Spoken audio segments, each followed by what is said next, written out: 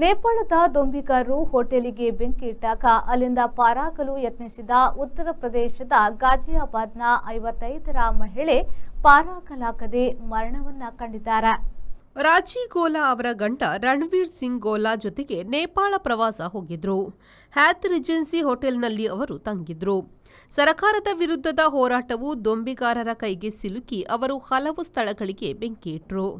ಅವರ ಹೋಟೆಲಿಗೂ ಬೆಂಕಿ ಹಚ್ಚಿದ್ರು. ಅಲ್ಲಿದ್ದವರು ತಪ್ಪಿಸಿಕೊಳ್ಳಲು ಓಡತೊಡಗಿದ್ರು. ಕೆಲವರು ಪಾರಾದ್ರು, ಕೆಲವರು ಸುಟ್ಟುಕೊಂಡ್ರು, ಕೆಲವರು ಗಾಯಗೊಂಡ್ರು, ಮತ್ತೆ ಕೆಲವರು ಬಲಿಯಾದ್ರು. ಈ ದಂಪತಿ ಪಶುಪತಿನಾಥ ಮೊದಲಾದ ಆಲಯಗಳ ಯಾತ್ರೆಗೆ ಹೋಗಿದ್ರು.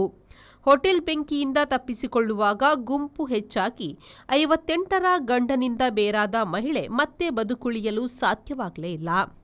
Vasudeva Stores, store for your inner needs. Visit us to find trendy innerwear from major brands.